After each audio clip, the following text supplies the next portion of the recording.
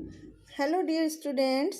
इस वीडियो में हम लेसन 2 आत्मनिर्भर बनों के बारे में पढ़ेंगे। आत्मनिर्भर मतलब कि अपने आप अपना पालन पोषण करना। अपने जीवन में कभी भी हमें लालच नहीं करना चाहिए और हमें लालच से बचकर रहना चाहिए। इस लेसन में एक ऐसे आदमी की कहानी है जो कि बहुत ही गरीब था, लेकिन अपनी मेहनत की कमाई से ही अपना जीवन यापन करता था।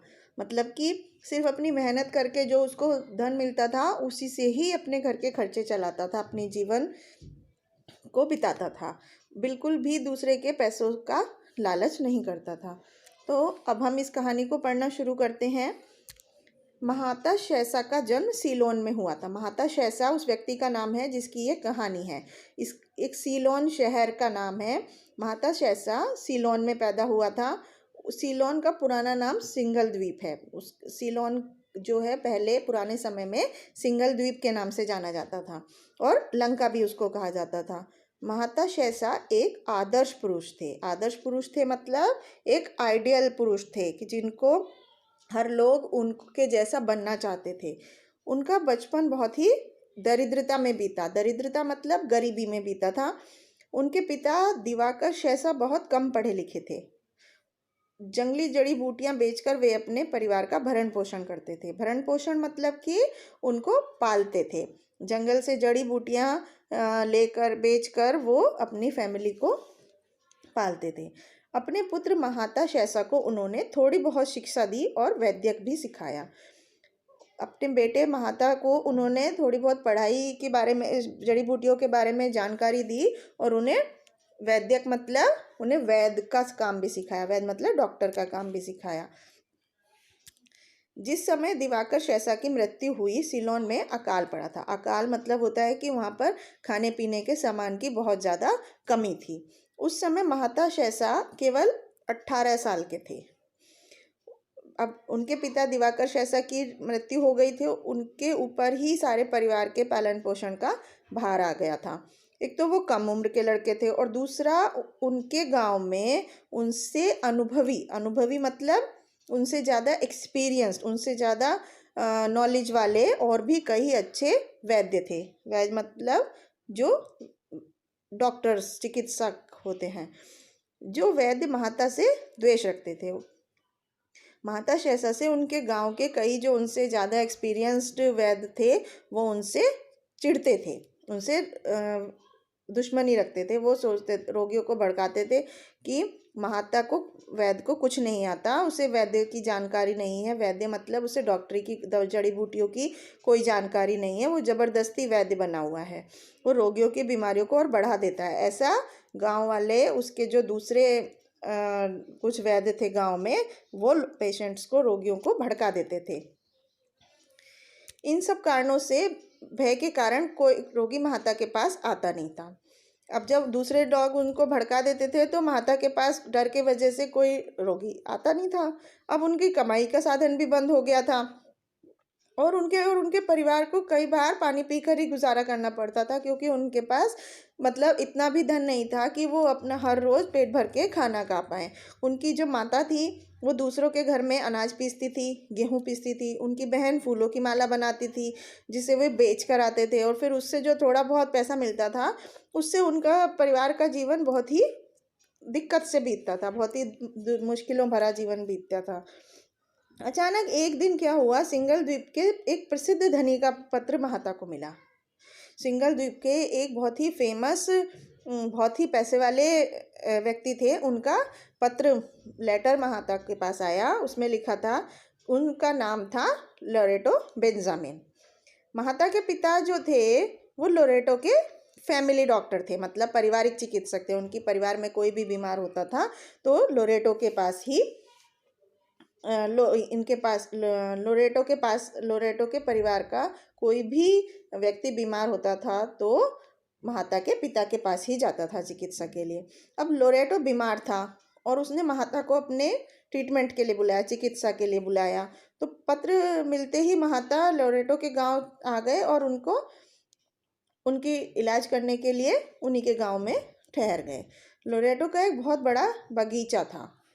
किसी समय वो बगीचा बहुत सुंदर रहा होगा, लेकिन आजकल उसके बीच के जो मकान थे वो एकदम खंडहर हो गए थे। खंडहर मतलब एकदम टूटी फूटी हालत में हो गए थे।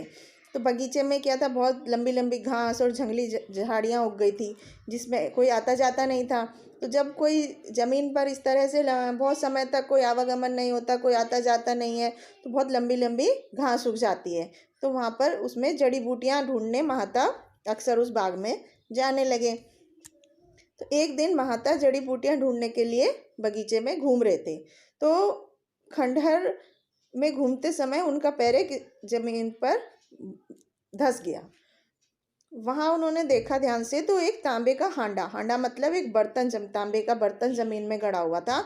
उस जगह पर उन्होंने आसपास की मिट्टी हटाई तो देखा कि हांडे वहां पर कई सारे बर्तन पड़े हुए हैं, दबे हुए।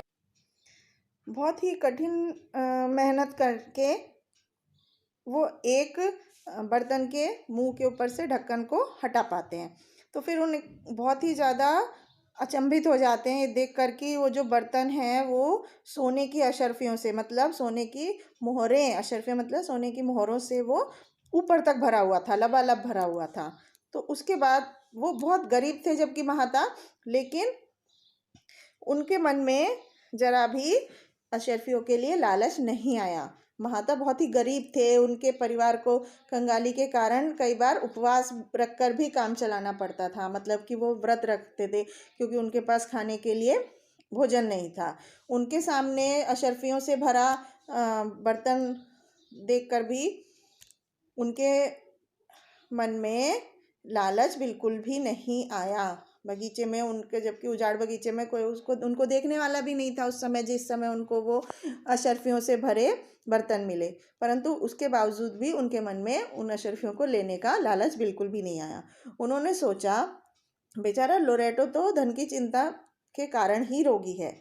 जो लोरेटो था उसको सिर्फ पैसे की ही चिंता थी कि उस पर ऋण हो गया था, मतलब उसको ना कर्जा हो गया था, लोगों के पैसे थे, अब वो स्वस्थ हो जाएगा। उन्होंने सोचा कि अब उसके बगीचे में इतना सारा धन मिल गया है तो वो लोगों को देखकर और स्वस्थ हो जाएगा, अपना ऋण चुका देगा। उसकी भूमि में उसके पूर्वजों का इतना धन गड़ा हुआ है, पूर्वज मतलब जो उनके दादा परदादा थे, उन लोगों का इतना धन गड़ा हुआ है, लेकिन उसे पता नहीं था अभी तक लोरेटो को इस धन के बारे में। अब महाता उसी समय लोरेटो के पास जाते हैं और बगीचे में जो गड़े हुए बर्तन होते हैं उनके बारे में लोरेटो को बताते हैं। तो लोरेटो स्वयं खुद से वहाँ गए और अशर्फियों से भरे हुए बर्तनों को देखकर बहुत ही खुश हुए। हंडो को घर पहुँचने जाने पर उसको बड़ी नम्रता और आदर से महाता को 200 सोने की मोहरें और 500 रुपये देने चाहे। जब घर पहुंच गए लोरेटो तो उन्होंने उन धन के बर्तनों में से बहुत सारा धन बहुत ही सम्मान के साथ और बहुत ही नम्रता के साथ 100 सोने की मोहरें और 500 रुपये महाता को देना चाहे, लेकिन महाता ने उन्हें लेने से साफ मना कर दिया और बोला, मैं आपका धन नहीं लूँगा, मैंने आपके ऊपर कोई उपकार नहीं किया। उपकार मतलब कोई एहसान नहीं किया है, ये तो मेरा कर्तव्य था। लोरेटो पर महाता की ईमानदारी और सद्व्यवहार का बहुत ज़्यादा असर हुआ कि महाता ने इतनी ज़्यादा ईमानदारी से अपना व्यवहार किया उनके सामने। वो चाहते तो उन्हें नहीं भी बताते, सारा का सारा धन लेकर खुद भी धनी हो सकते थे जबकि वो इतनी गरीबी में थे, लेकिन महाता ने ऐसा नहीं किया। बाद में लोरेटो ने अपनी अकलौती पुत्री का शादी महाता के साथ कर दी और एक धनी की अकेली लड़की से विवाह करके महाता को भी बहुत सारा धन हो गया, लेकिन महाता ने अपने ससुर के धन को भी नहीं लिया। उन्होंने फिर भी मेहनत करके ही, परिश्रम करके ही अपना जीवन बिताया। तो इस तरह कठिन परिश्रम मतलब हार्ड वर्क, मेहनत, व्यवहार मतलब जो उनका बिहेवियर था, और उदारता मतलब जो उनकी दयालुता थी, उससे वे सीलोन शहर में बहुत ही ज़्यादा प्रसिद्ध और संपन्न हो गए, मतलब बहुत ही ज़्यादा फेमस हो गए। तो इस कहानी से हमें क्या शिक्षा मिलती है बच्चों, कि हमें हमेशा स्वावलंबी होने चाहिए और आत्मनिर्भर रहना चाहिए, कि हमें लालच बिल्कुल नहीं करना चाहिए, हमें अपनी मेहनत करके ही धन कमाकर उससे अपने जीवन का यापन करना चाहिए और ईमानदारी के साथ जीवन जीना चाहिए।